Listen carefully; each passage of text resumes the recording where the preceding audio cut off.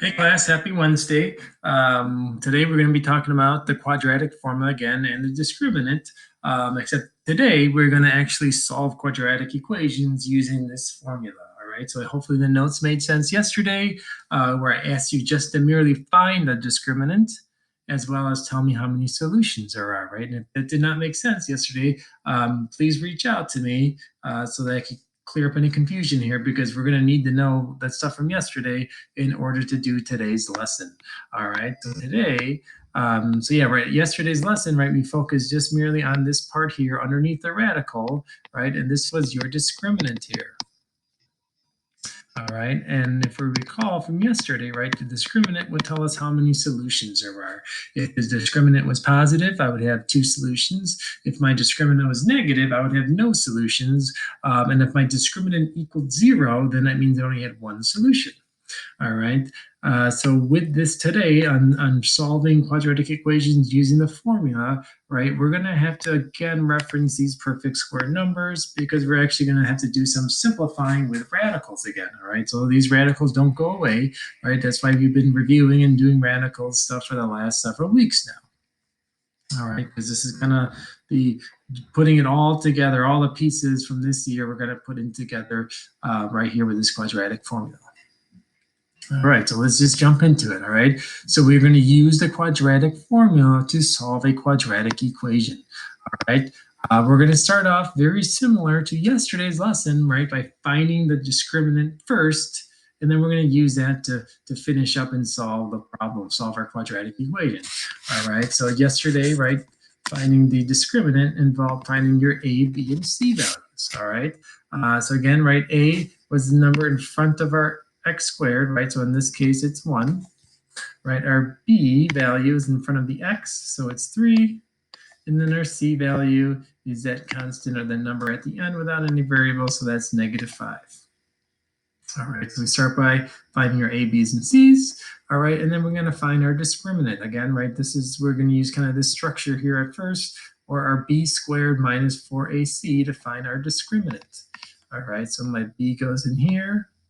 So it's 3 squared minus 4 times 1 times -5. All right, so now I'm ready to simplify find my discriminant. So 3 squared is 9, right? Minus 4 times 1 times -5 gives me a -20. All right, now I'm at 9 minus a negative, or 9 plus positive 20 gives me a discriminant of 29. All right, so because my discriminant is 29, it's a positive number, I'm going to have 2 solutions. All right, so now I'm going to use that discriminant and finish solving this quadratic equation. All right, so my discriminant is the number that's going to go underneath the radical. All right, so this discriminant is going to go right over here. So this is going to be now the square root of 29.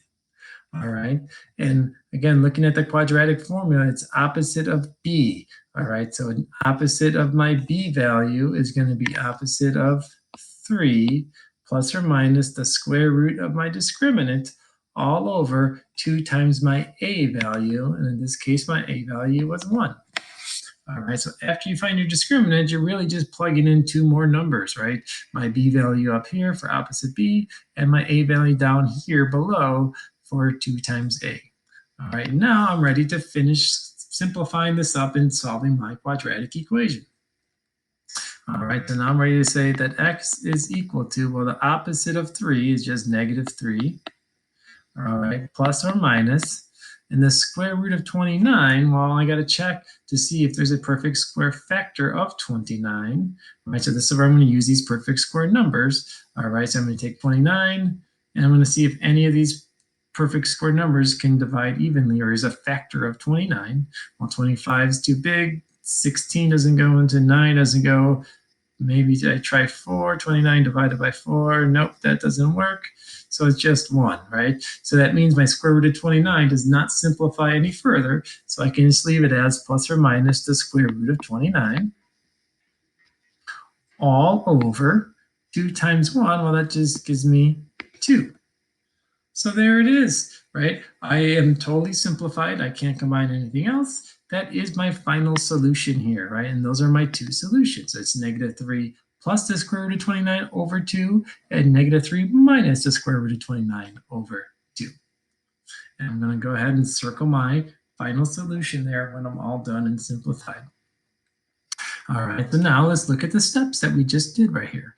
All right, so again, our first step is going to be the same step as finding the discriminant, or what we did yesterday, right? So you want to identify the values of A, B, and C. All right, next you want to find your discriminant, right? You want to find the value of b squared minus 4ac, and this will tell you how many solutions you have. So if we had a positive number, we get 2 solutions. If we get a negative number, we have no solutions. And if we get 0, then we just have 1 solution. All right, now step 3 says we're going to substitute the discriminant and the a and b values into the equation and simplify. All right, and really that's it. All right, and then there's a little side note here at the bottom that if that radical is a perfect square, meaning our discriminant turns out to be a perfect square number, then we're going to have to make 2 equations, one with a positive sign and one with a negative sign. All right, so we'll have a little more work to do if that discriminant happens to be a perfect square number, or if I need to simplify that radical and there's going to be numbers to simplify at the end. All right, so sometimes these take a little more, a couple extra steps there at the end to get your final solution here. All right, so now let's do some examples. All right, so again, if you don't have these notes printed out, get out a sheet of paper and follow along here. All right, so write out this example number 2 as 2x squared minus 3x minus 5 is equal to 0. All right, so we're going to start by finding your a, b, and c values. All right, so on your sheet of paper, you would say a is equal to 2, b is equal to negative 3, and c is equal to negative 5. All right, so after you identify your a, b, and c, right, we want to find our discriminant by plugging in b squared minus 4 times a times c. All right, so you don't have to write this down, but again, write this down what I'm about to write down right here with the parentheses. All right, so b squared, is, in this case, it's going to be negative 3 squared minus 4 times a, which is 2, times c, which is negative 5. All right, so now I'm ready to simplify my discriminant here and find it. All right, so negative 3 squared means negative 3 times negative 3, which is positive 9, minus, well, 4 times 2 times negative 5, all right? In this case, right, it just would make sense to use a calculator here. So 4 times 2 times 5 negative gives me a negative 40. All right, so now I'm at 9 minus a negative 40 really means 9 plus 40, or it gives me a discriminant of 49. All right, again, a discriminant of 49 means I'm going to have 2 solutions. All right, so now I'm going to take this 49 and I'm going to put it underneath my radical, right, because that's where my discriminant goes in my quadratic formula. All right, so again, this quadratic formula is this whole thing of opposite b plus or minus the square root of b squared minus 4ac all over 2a. All right, but by finding your discriminant first, I'm kind of breaking this quadratic formula up into pieces. All right, so here's my square root of 49 is my discriminant, right? And then again, the only other 2 things I have to enter now is my b value here. So my b value is negative 3. And then my a value goes on underneath there. My a value here is going to be 2. All right, so now I'm ready to kind of clean this up and simplify this.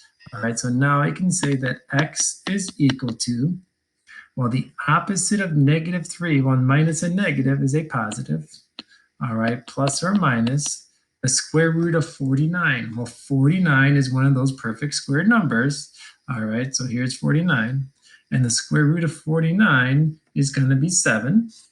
So now I can say 3 plus or minus 7 all over 2 times 2 gives me 4. All right, and because now my square root or my discriminant was a perfect square number, all right, so now I have to do a little extra steps here, all right, and actually make 2 equations, right? I got to split up this plus and minus, all right? So now I'm going to say that x is equal to 3 plus 7 over 4, and I'm going to say that x is equal to 3 minus 7 over 4. All right, so now I got to simplify this. So x is equal to 10 over 4. And over here, we get x is equal to negative 4 over 4. All right, and here from this point, right, let's try to simplify this, okay? I know we didn't deal much with fractions this year, you know, so, and actually in this case, if you can do 10 divided by 4 on a calculator, you can give me an answer of 2.5. I will take that. All right, or if you give me a reduced fraction of 5 over 2, I would take that as well. All right, so you say that either x is equal to 2.5 or x is equal to 5 over 2. All right, and then over here, right, a negative 4 divided by 4, well, 4 negative divided by 4, all right, is a negative 1. All right, so here we can say that x is also equal to negative 1. All right, so again, those are going to be my two solutions. All right, this one, right, we can write as 2.5. I'm going to be okay with that. Or we can say that x is equal to 5 over 2 if we happen to have like a TI Inspire or you know, fancy calculator, they can give us the answer like that. All right. All right, let's try example 3 here. All right, in example 3, we get x squared plus 6x plus 9 is equal to 0.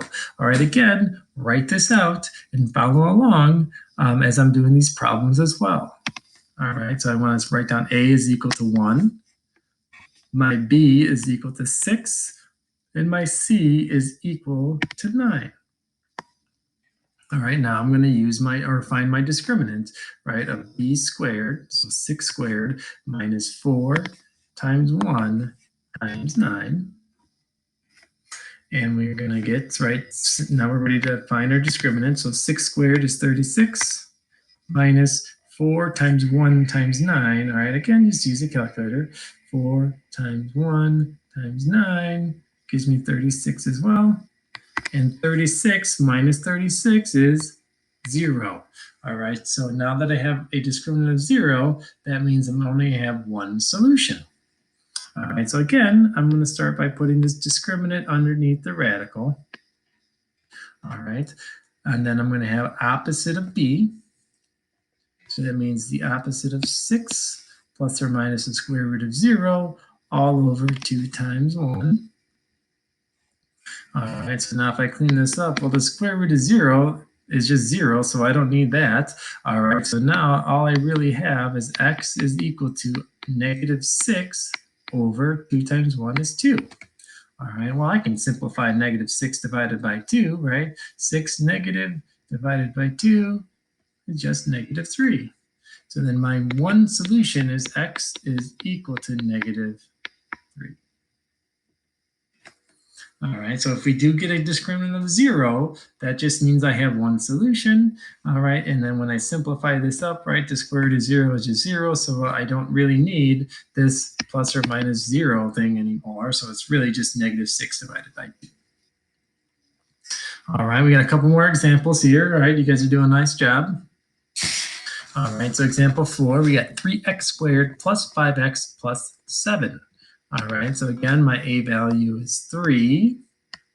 My b value is 5. And my c value is 7. All right, so now I have to find the discriminant, all right? And if you notice, I don't have those parentheses here, all right, because I want to get you guys into practicing without having those parentheses here, all right? So b squared, right, so that's going to be 5 squared minus 4 times a times c, all right, or 4 times 3 times 7. All right, so now I'm ready to go ahead and simplify this, right? So 5 squared means 5 times 5, or 25, minus, well, 4 times 3 times 7. I don't have that memorized, so use a calculator, right? 4 times 3 times 7 gives us 84. All right, so now I have 25 minus 84. And that gives me a discriminant of negative 59. Wait a second, negative discriminant. I remember that means something. Let me look back up here. Negative number means no solutions, all right? So if you just find your discriminant and it equals a negative number, then guess what? You're done, right? We have no solution here. So I will not need to use a quadratic formula because I don't have a solution. All right, and that's all there is for this one. All right, that wasn't too bad. All right, and we got one last one here. All right, and this one will have at least one solution on this one. We're not going to get lucky and have two no solutions here. All right, so we got one more to work through together. All right, here we got a value of 2. We got our b value of negative 7. And we got our c value of negative 3. All right, again, be careful with the negative signs. All right, pay attention to those signs. All right, so now we got to find our discriminant. All right, so we have to find our b squared.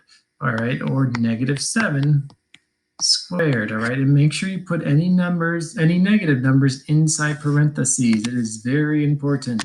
All right, so negative 7 squared minus 4 times a times c. All right, or we get 4 times 2 times negative 3. All right, so now we're ready to go ahead and simplify this. So negative 7 squared, all right, is 49 because negative 7 times negative 7 is 49. And now for, where did my mouse go? There it is. All right, so now we're going to do 4 times 2 times 3 negative, or negative 3. We get a negative 24. All right, and here we have minus a negative, right? So minus a negative is really a positive here. So this is really 49 plus 24, which is 73. All right, so I have a discriminant of 73, which means I have two solutions, which means I'm ready to go ahead and use the quadratic formula now, right? So here we go. X is equal to opposite of b, right? Well, opposite of negative 7. All right, again, I have negative numbers, use parentheses, right? Opposite of b, so opposite of negative 7, plus or minus the square root of my discriminant, all over 2 times my a value, or 2 times 2. All right, so now I'm ready to go ahead and do some cleaning up here. All right, simplifying this quadratic formula to get my final solution here. All right, so we get x is equal to, well, the opposite of negative 7 is positive 7, plus or minus, right, the square root of 73. Well, 73 is not a perfect square. All right, and let me look at my perfect square list again, right? 73 does not divide evenly into any of these numbers, all right? So I would just try 73 divided by 49. Nope. 73 divided by 36. Nope. Right, 73, I know it doesn't 25. How about 73 divided by 16? Nope. Right, 73 divided by 9. Nope. All right, there is no perfect factor of 70. That is a factor of 73. So therefore, my radical will just stay as a rad 73. All over 2 times 2 is 4. All right, I cleaned up my answers, right? I can simplify my radical. So this is my final solution here, right? These are my two solutions. X is equal to 7 plus or minus the square root of 73 all over 4. All right, hopefully this made a little sense. All right, now it's time for you guys to do some practice problems. All right, again, email me if you have any questions. I'll be more than happy to kind of review this with you during class time.